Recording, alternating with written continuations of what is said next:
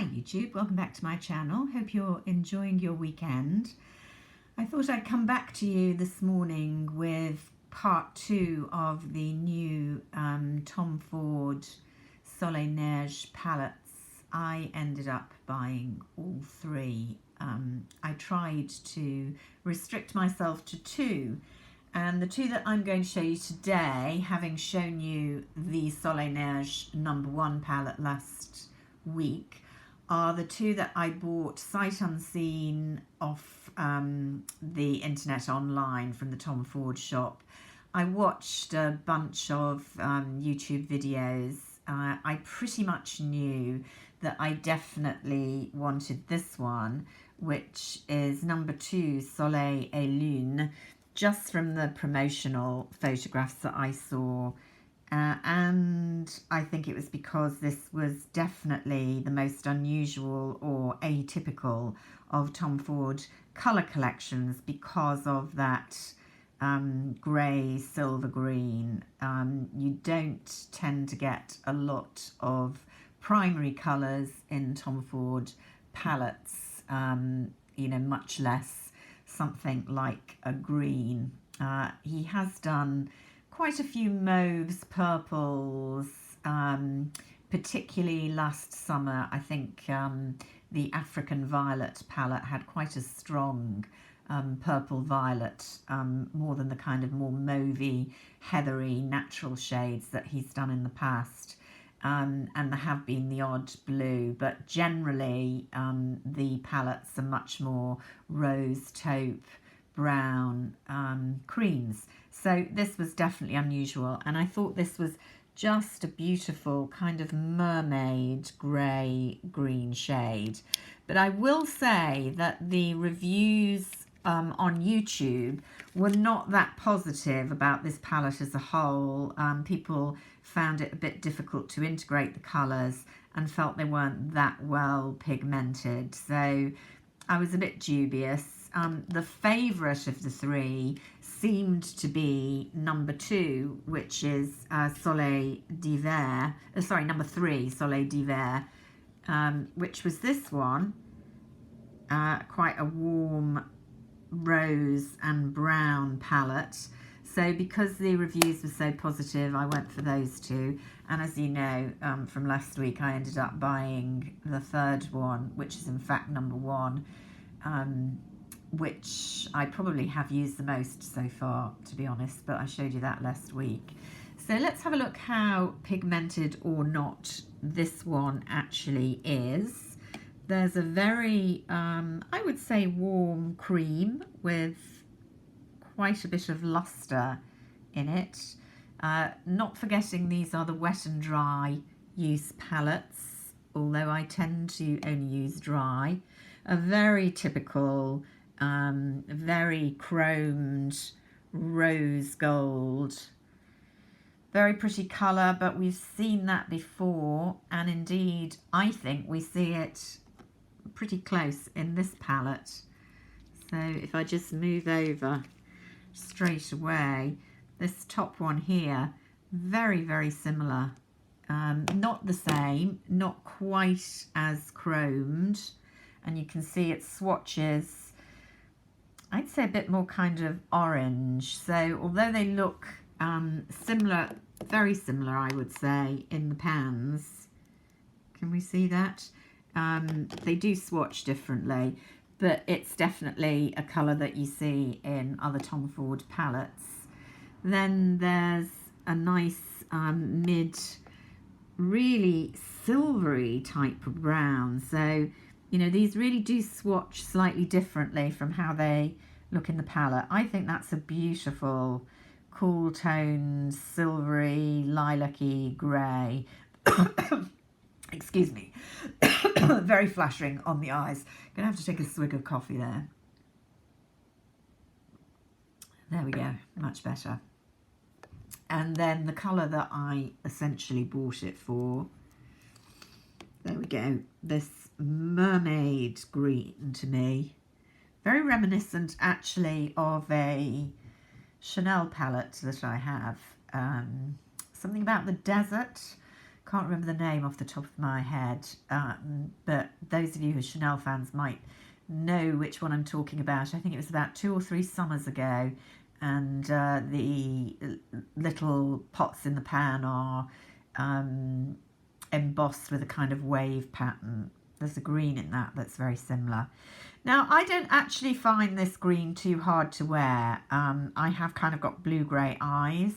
Kind of use it in the centre of the mobile lid, moving towards the outer corner, and it blends pretty well. It doesn't add, I wouldn't call it even a pop, but it's a kind of shading of colour, which I think is quite pretty. So I have worn this and I do like it. You can see it's not a violently pigmented palette. There's plenty of pigment there, but they're quite gentle colours. So I don't regret buying that for an instant. I seldom do, because I kind of collect the Tom Ford now. And I think there's some pretty colours there. I picked out from my stash Emerald Lust, which a lot of you won't have seen. This is a very early Tom Ford limited edition, which is the only one I've got a green in. I don't use it a lot, as you can see. It's also an early wet and dry, still in beautiful condition. And there you can see forerunner of that green. Swatches much more vibrant green. And I do find that this is a palette I only use on really special occasions where I'm really going for that quite dramatic blue-green look. But I mean, the palette's still in excellent condition, although I've had it for a number of years. And then I also picked out Virgin Orchid, and this is a more recent one. The reason I did that was you're seeing again this kind of combination. We haven't got the darker taupe here, but we have got the rose and the kind of cream, which are colour combinations that Tom Ford really likes. So if you've got that, you will have those, but I mean, it's still not the same as that palette. Then turning to the final one, number 2, which, reminding myself, is Soleil d'Hiver. This seemed to be the most popular one. Maybe it's just the particular reviews I saw. I think it's probably the most similar to something I've already got, which is Nude Dip, which, to be fair, some people pointed out. They're not the same, but the same sort of range of colours. You can see I use Nude Dip quite a bit. I don't use that dark brown as much, but the others, by the standards of my Tom Fords, are well used.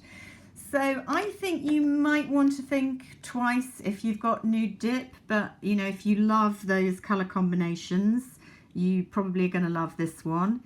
It's a mid-toned to warm palette. A nice brown with a lot of gold in it. If you're a bit wary of browns, you can see that swatching beautifully with that kind of gold shimmer under the brown, depending what light you look at. So I think that's a beautiful brown in this palette. I don't tend to wear dark eyes that often.